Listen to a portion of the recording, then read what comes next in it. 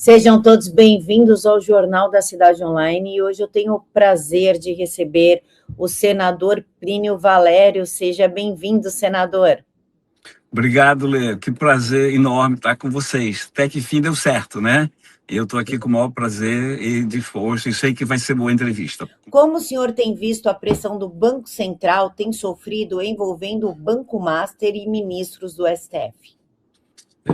A boa oportunidade, Lê, de confirmar tudo aquilo que eu pensei quando me candidatei a senador pelo Amazonas, fui eleito, e uma das bandeiras que eu carreguei para Brasília era exatamente a autonomia operacional do Banco Central.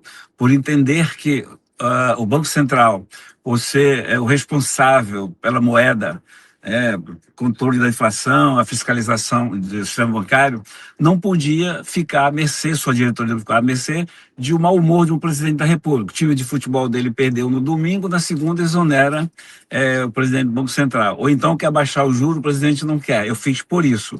E fico feliz da vida, porque se não fosse a autonomia operacional do Banco Central, o banco não teria tido a coragem de fazer o que fez, Márcio. Então, eu fico feliz de ser autor dessa lei e vejo assim, o BC vai sair fortalecido desse episódio, principalmente porque o TCU quer, mas já está enfraquecido de fazer uma intervenção indevida. Eu acho que agora o brasileiro, mesmo aquele que não tem o menor interesse no sistema financeiro, vai saber mais ou menos qual é o papel e o que representa o Banco Central, que é fundamental para que o país controle sua inflação e viva bem. Perfeito, senador. Senador, inclusive a esposa do Alexandre de Moraes, a Viviane Barsi de Moraes, tinha um contrato de 129 milhões com o Banco Master. Mas, apesar do valor milionário e de todas as outras ações suspeitas, o Procurador-Geral da República, o PGR, Paulo Gonet, decidiu arquivar o pedido para investigar Alexandre de Moraes e a sua esposa. Ele disse que não tem nada ilícito.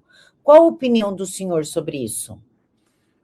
Pode até não ter, não ser ilícito, pode até, mas é imoral, né? É imoral, é antiético, até porque a lei atual, a lei que vigora de impeachment de ministro, que é de 1958, um dos 5 incisos pelos quais os ministros podem ser impeachados, diz que ministro não pode atuar naquela causa que ele tem interesse particular. Então, se ele atua no caso da mulher, tem interesse particular. Eu acho que é imoral, é antiético. Se é legal ou não, eu não tenho condições de dizer do ponto de vista jurídico. Agora, isso é o retrato do que está acontecendo no Brasil. O Toffoli, quando tem interesse, chama tudo para ele, mata no peito, sigilo. Né? O Moraes, quando tem interesse, o Gilmar, quando tem interesse, o Barroso, quando tinha interesse.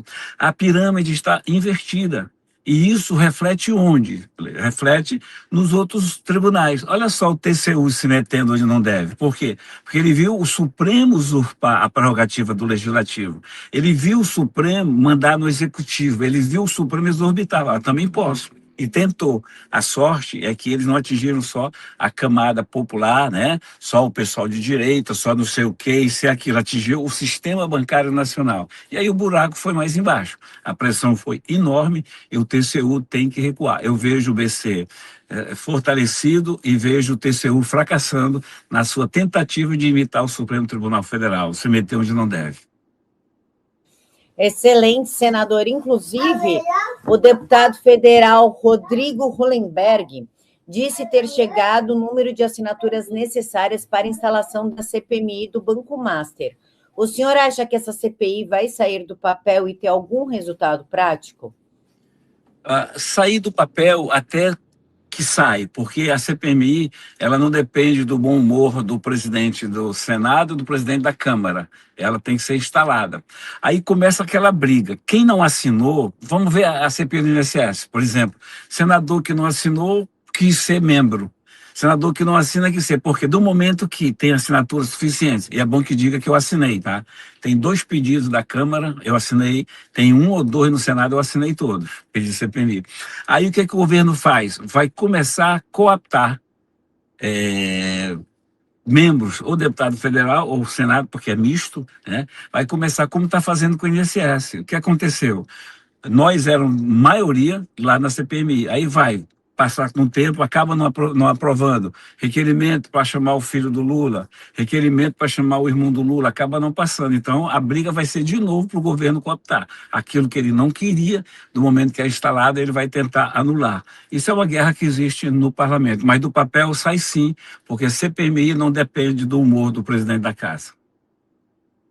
Perfeito, senador. Não depende do humor do presidente da casa. Então, a gente vai falar a respeito da CPMI e do INSS também, porque a Polícia Federal ela está investigando de que o Lulinha, filho do Lula, tem negócios com o principal operador do roubo milionário de aposentados e pensionistas do INSS, que é o Careca. Inclusive, recebeu mesada de 300 mil e tudo.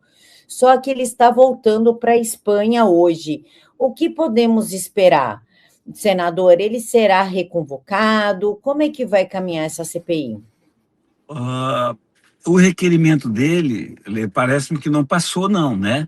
Parece que o requerimento para levar o Lula, porque assim, quando você quer convidar, é livre, quando você quer convocar, porque foi assim com a Marina Silva na CPMI que eu presidi, na CPMI das ONGs. Convidamos, ela não foi, então nós convocamos, mas o requerimento foi aprovado. A maioria decide, parlamento, me parece que o requerimento convocando o filho do Lula, irmão, não passou na CPMI, porque exatamente o governo trabalhou para não deixar. Agora, imagina só essa denúncia de que ele é suspeito, esse depoimento lá na CPMI, já teria colocado ele como suspeito. Agora ele vai viajar. Tu imagina isso se fosse um parente do Bolsonaro, que tivesse sido citado e viajado. O passaporte estava tomado, né? E não poderia viajar. Então, é este país do tratamento desigual que a gente luta para que o tratamento seja igualitário. Todos nós, como cidadão, você como cidadã, temos os mesmos direitos, e não parece. Eles têm muito mais direitos que nós. Então, são dois pesos, duas medidas, porque essa pirâmide, repito, ela está investida e cabe a nós, parlamento, Senado principalmente. Cabe ao Senado dar um freio nesse caminhão. Você fez a mudança, está tudo lá na carroceria do caminhão, mas a gente tem que frear para a coisa se acomodar. E esse freio teria que ser o Senado Federal, que agora vamos ter a chance de eleger 54 senadores. Eu, por isso, sou candidato à reeleição, e tem outros bons companheiros candidatos à reeleição. É agora que o povo tem a oportunidade de mandar para lá 51 senadores que não tenham medo de enfrentar essa situação, que não tenham medo de falar de impeachment de ministro, que não tenham medo de votar em nenhuma CPMI, que não tem medo do Lula, que não tem medo do Alexandre de Moraes. Essa é a oportunidade que a população tem.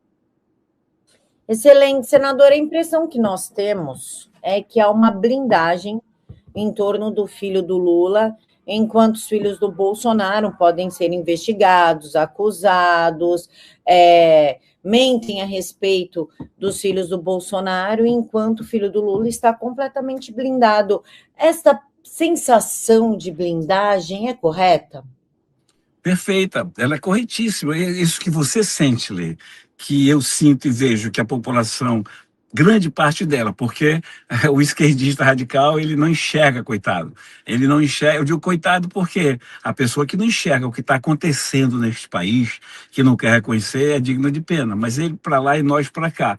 Tratamento desigual, sim. Se toma confisca passaporte, prisão preventiva, tornozeleira para todos que contestam. Então, contestar neste país é um perigo, até mesmo para nós senadores, que temos, em tese e na Constituição, a imunidade parlamentar, é ameaçado. Então, e também não se cumpre. O Supremo é um lugar onde trata de quem tem foro privilegiado.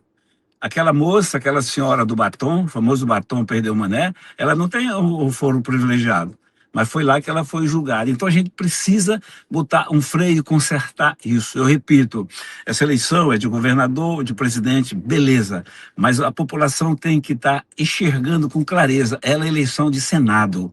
Se a população brasileira não aproveitar essa oportunidade de eleger a maioria, né, teríamos que ter 51, a maioria para poder empichar e botar em lugar, perde uma grande oportunidade. É a eleição de senador. O Lula já disse isso. O Bolsonaro já disse isso, que essa eleição é de senador.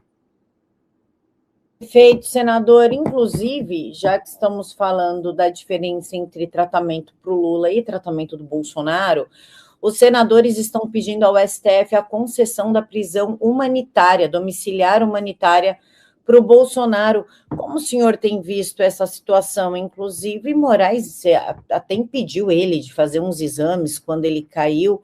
Como o senhor vê tudo isso? Eu assinei, assim que apresentaram o pedido, assinei na hora, eles sabem que eu assino. Vamos esquecer que seja o ex-presidente Bolsonaro, vamos só tratar do cidadão, né, Jair Bolsonaro. Está sendo tratado de forma desumana, está tendo todos os seus direitos humanos desrespeitados. E nós, como pessoas que pretendemos ser pessoas de bem, não podemos ficar alheio a isso. O que estão fazendo com o cidadão Bolsonaro é um desatino, é uma injustiça. Chega a ser crime o que estão fazendo com ele, cortando e tirando todos os direitos que eles, como cidadão, têm. Então, nós temos que pugnar, sim, pela prisão, não só a prisão humanitária, que seria, olha só o que a gente está querendo, João, nesse país, o tratamento humanitário. Olha onde que ponto chegou, os senadores têm que assinar um pedido para que o ditador decida por uma coisa, um tratamento mais humanitário. Isso é o fim da picada. Isso é regra, isso é lei, esse tratamento. Tanto é que quando fere o interesse de alguém da esquerda radical, o mundo vai abaixo. Né? O mundo vai abaixo. E aí, nesse caso, só nós que estamos preocupados com o bem-estar do cidadão Bolsonaro. O certo seria a anistia. Não só de toda anistia geral, plena, geral e restrita, porque é assim que o país tem atuado.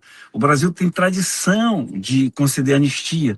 Se não fosse conceder anistia, não estava aí todo mundo de volta. A Dilma não teria sido presidente da República, né? O Disseu não estava agora querendo dar aula de novo. Então, é conceder anistia.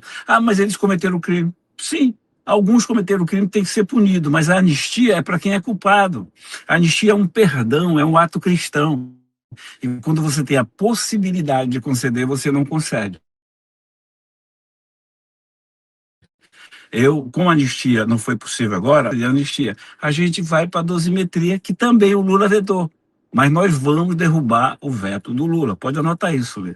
Abrir o Congresso Nacional, vamos derrubar o veto do Lula, concedendo a dosimetria. E aí vai para o Supremo. Aí começa, a corda está esticada. É como se fosse a corda de um violão. Está dando para tocar e vai quebrar. Então a gente tem que esticar mesmo.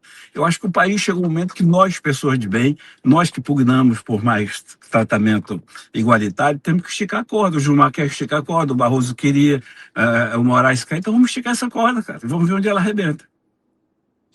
Excelente, senador. Por falar em esticar a corda, nós estamos em ano de eleição, 2026. Em 2022... o Supremo agiu com um grande cerceamento em cima da direita, em cima de divulgação de informações, como, por exemplo, Lula é amigo de ditador. Isso foi proibido de ser falado, embora seja verdade.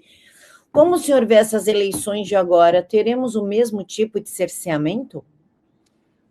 Lê, eu tenho esperança, tenho esperança de que aquela briga toda com Elon Musk, aquela briga toda com Trump, possa criar um certo receio nessa gente. O Magnitsky veio aí, saiu, então eu acho que isso deve deixar esse pessoal um pouco mais cauteloso, porque eles estavam demais, a hipocrisia, né, era latente. Né?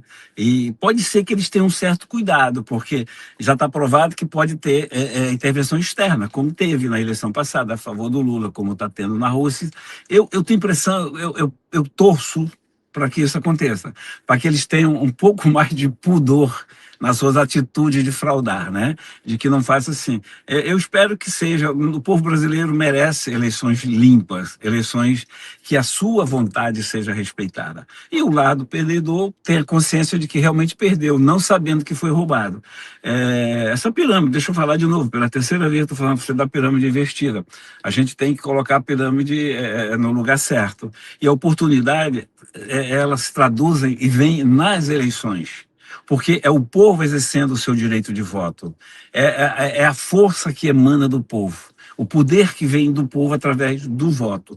E a população tem, mais uma vez, a oportunidade de tentar consertar isso tudo.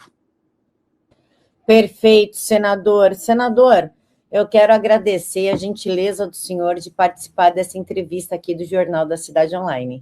É só você me chamar, estalar o dedo, que eu virei correndo para participar do programa de vocês. Um grande abraço, obrigado e paz de Cristo a todos.